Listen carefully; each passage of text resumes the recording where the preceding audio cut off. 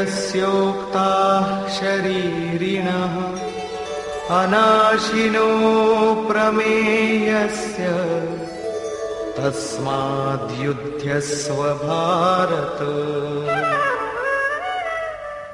Fight, O Bharat, Arjun, because while the bodies which clothe the soul are said to come to an end, the embodied spirit itself is forever, indestructible, and boundless. Arjun is exhorted to get up and fight, because all these physical bodies that embody the indwelling, boundless, and eternal spirit are said to be ephemeral. This spirit, the self, is imperishable, and it cannot be destroyed at any time. The self is real, whereas the physical body is subject to death, and so unreal and non-existent at all times. Krishna's injunction to Arjun is, fight, because the body is mortal. But it is not evident from the exhortation whether Arjun is required to kill only the Kaurav. Are not the men on the side of Pandav also bodies? Are the Pandav immortal? If physical bodies are mortal, who is Krishna there to defend? Is Arjun not a body also? Is Krishna there to defend that body which is unreal, without being, and unceasing? If it is so, may it not be assumed that he too is ignorant and lacking in discrimination, the power that distinguishes between the visible world and the invisible spirit?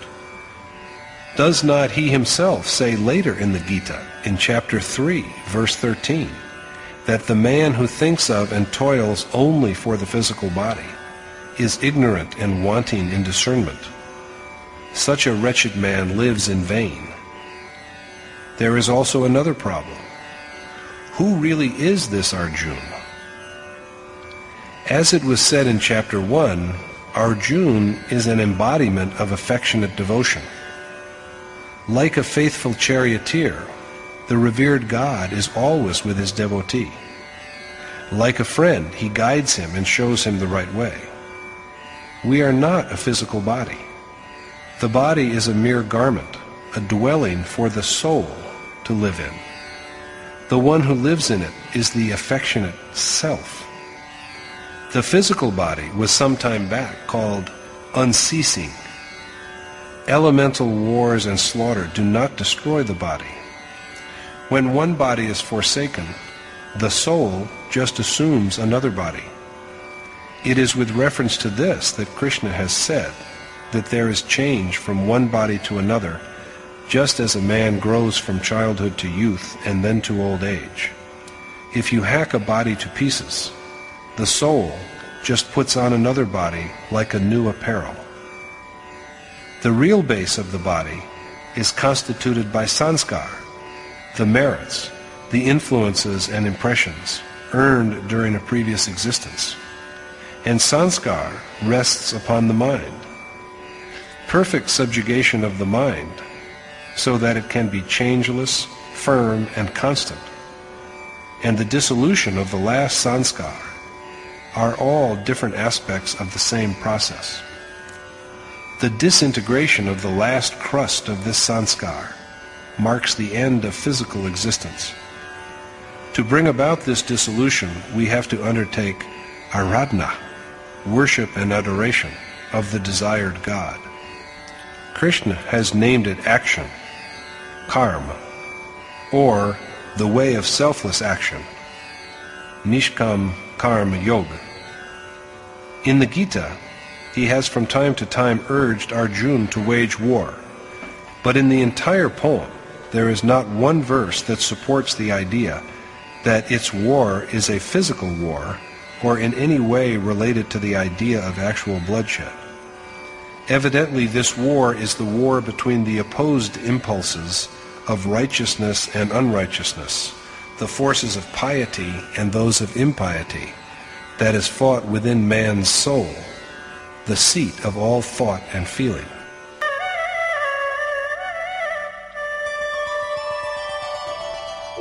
य एनं वेत्ति हन्तारम् यश्चैनं मन्यते हतम् उभौ तौ न विजानीतो नायं हन्ति न हन्यते.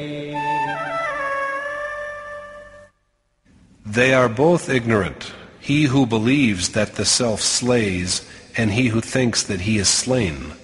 For he neither slays, nor is he slain. He who regards the self as the slayer, and he who regards him as the slain, are both unaware of his real nature. For he neither kills, nor can he be killed. The same point is stressed again. न जायते म्रियते वा कदाचित् नायं भूत्वा भविता वा न भूयः अजो नित्यः शाश्वतोऽयं पुराणो न हन्यते हन्यमाने शरीरे. Neither ever born nor dying, neither at any time coming into being nor ceasing to be. The self is birthless, perpetual, unchanging, and timeless, and he is not destroyed when the body is destroyed. The self, the God within, is neither at any time born, nor does he at any time die. For what he undergoes in the name of death is a mere change of apparel. He cannot also be anything other than self, because he is birthless, permanent, eternal, and primeval. Disintegration of the body does not annihilate him. The self alone is real, timeless, unchanging, and eternal. Who are you? A follower of the Sanatana Dharma? What is forever? The self. So, you are a follower, a disciple of the self. The self and Brahm, God, are synonymous. And who are you? A worshipper of the Sanatana Dharma. What is immutable? The self, of course. That is to say, that you and I all are adorers of the self. But if we are not familiar with the spiritual path, the way of following the dictates of the self until he is one with the Supreme Spirit, we have nothing that is worthy of being described as changeless and everlasting. We are on trial for the final absolution, and in close proximity to God if we pine for him, but we cannot be deemed as having been admitted as long as we are credulous enough to accept blindly one wrong convention or the other, masquerading as Sanatana Dharma. Be it in India or any other country, the soul in all is identical. So if anywhere on the earth there is a man who is aware of the true nature of self and his ultimate goal, and who is eager to take to the way which will eventually lead his self to the Supreme Spirit, be he a professed Christian, Muslim, Jew, or anything else, he undoubtedly also belongs to the fold of Sanatana Dharma, the changeless and eternal. Veda vinashinam nityam ya enam ajamavyayam katham sapurusha partha kam ghatayati hantikam. How can he, O Parth, who is conscious of the soul within as imperishable, permanent, birthless, and immutable, kill or move another to kill? Arjun is addressed as Parth, for he has made a chariot of the earth-made body and is preparing to take a perfect aim at the Supreme Spirit. The man who knows that the embodied soul is indestructible, permanent, beyond birth, and unmanifest. How can he make others slay or be a slayer himself? Destruction of what is indestructible is impossible. And, being beyond birth, the self is also never born. So why grieve for the body? This idea is further elaborated in the following verse.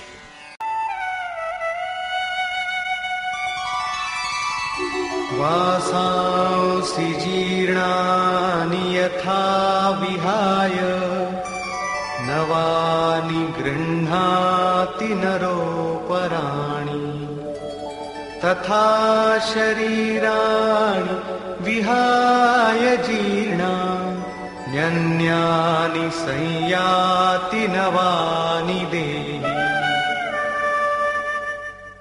Like a man who puts on new garments after discarding his worn-out clothes, the embodied self also casts off tattered bodies and transmigrates into other bodies that are new.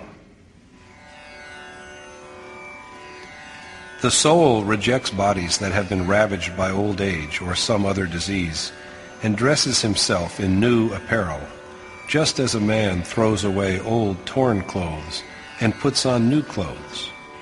But if new clothing is needed only when the fabric of old clothes is weakened, why do young children die? These garments have yet to grow and evolve. It was said a little earlier that the body rests on sanskar, the excellence attained in the course of a previous existence.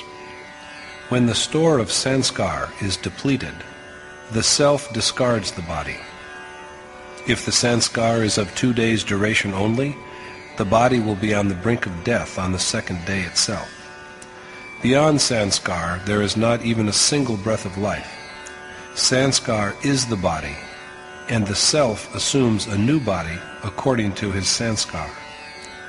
According to the Chandogya Upanishad, a man is primarily his will. As is his will in this life, so does he become when he departs from it. It is the firmness of his will in one life that determines what a man will be in the next. Man is thus born in bodies that are shaped by his own will. So death is a mere physical change. The self does not die. Krishna again emphasizes the same imperishability of the soul. Nainam chindanti shastrani nainam dahati pavakah na chainam kledayantyapo na shoshayati marutah. This self is neither pierced by weapons, nor burnt by fire, nor made damp by water, nor dried up by wind. Weapons cannot cleave the self. Fire cannot singe him. He cannot also be drenched by water, nor withered by wind. Achedyo yamadayyoyam akledyo shoshaevacha Nityah sarvagatah sthanu achaloyam sanatanah. The self, which cannot be pierced or burnt or made wet or faded, is uninterrupted, all-pervasive, constant, immovable, and eternal. The self cannot be cut or pierced through. He cannot be burnt, and he cannot be soaked. Even the whole firmament cannot contain him within its expanse. The self is beyond doubt, ever fresh, omnipresent, immovable, constant, and everlasting. Avyaktoyam achintyoyam avikaryoyam uchyate tasmadevam viditvainam nanushochitumarhasi.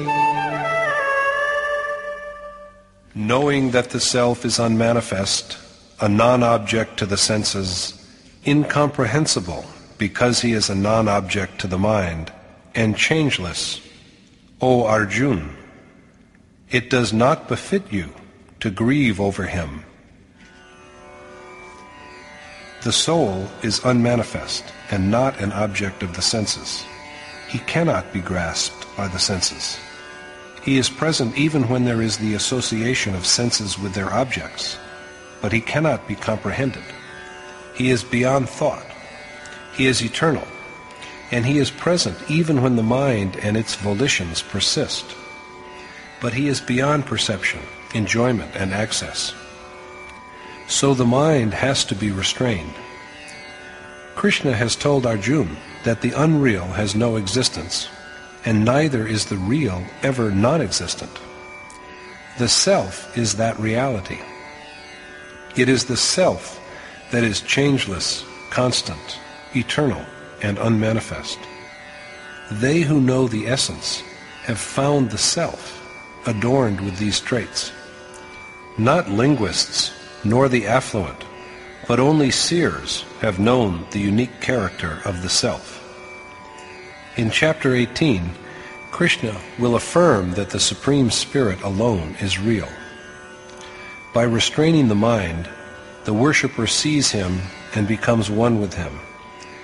At the moment of attainment, he realizes God, and the very next moment after this, he finds his own soul adorned with godlike traits. He sees then that this self is true, eternal, and perfect. This self is beyond the reach of thought. Free from any deviation, it is called immutable. Krishna then uses simple logic to demonstrate the contradictions between Arjun's thoughts.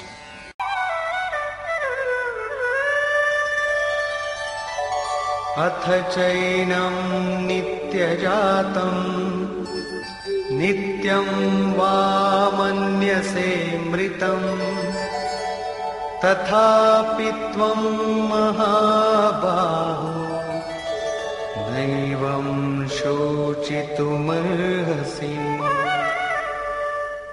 You ought not to grieve, O the mighty armed, even if you think of him, the self, as ever born and ever dying.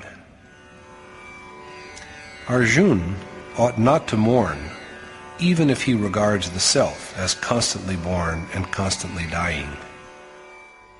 जातस्य हि ध्रुवो मृत्युः ध्रुवं जन्म मृतस्य च तस्मादपरिहार्येऽर्थे न त्वं शोचितुमर्हसि. Since this also proves the certain death of what is born and the certain birth of what dies, you ought not to grieve over the inevitable. Even the assumption that the self is ever born and ever dying only goes to establish that the born must die and the dead must be born. So Arjun ought not to grieve over what must be, for sorrowing over something which is inevitable is inviting yet another sorrow.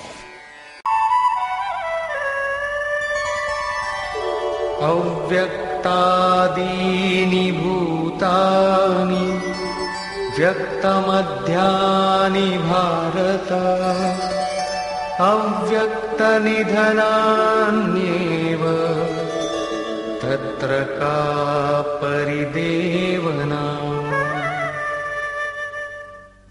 Why grieve over the matter, O Bharat Arjun, when all beings disembodied before birth and disembodied after death appear to possess a body only between the two events? All beings are bodiless before birth and also bodiless after death. They can be seen neither before birth nor after death. It is only between birth and death that they assume the form of a body. So why grieve uselessly over this change? But who can see this self? Krishna answers the question thus. Ascharyavat pashyati kaschidinam Ascharyavat vadati tathaiva chanyah Ascharyavat chainamanyah shrinoti Shrutvapyenam vedana chaiva kaschit. Only a seer views the soul as a marvel. Another one describes him as a marvel, and yet another one hears him as a marvel, while there are some who hear him and yet know him not. Krishna has said before that only accomplished, enlightened sages have viewed the self. Now he elaborates the rareness of this vision. Only a rare sage sees the self, views him directly rather than just hears of him.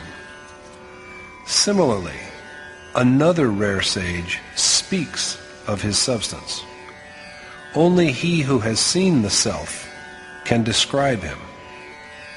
Yet another rare seeker hears him as a wonder, for even hearing the voice of the self is not possible for all, because it is meant only for men of high spiritual attainment.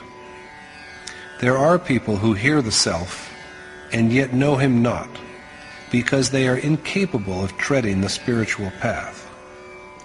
A man may listen to countless words of wisdom, split hairs, and be eager to acquire the highest wisdom, but his attachments are possessed of irresistible might, and after only a short while, he finds himself reversed to worldly business. So at last, Krishna gives his verdict. Dehi nityam avadhyoyam Dehe sarvasya bharata Tasmat sarvani bhutani Natvam shochitumarhasi. Since the self, dwelling in all bodies, is unslayable, O Bharat, it does not befit you to grieve for living beings. Arjun ought not to mourn for living beings, because the self, in whatever body he is, can be neither slain nor pierced through. Duly expounded and treated with authority, the point at issue that the self is eternal is concluded here. But there arises another question at this point: how to realize and fulfill the self? In the whole of the Gita, only two ways are suggested for this. First, the way of selfless action, Nishkam Karm Yog. And secondly, the way of discernment, Gyan Yog. The required action for both the ways is the same. Stressing the necessity of this action, Yogeshwar Krishna says,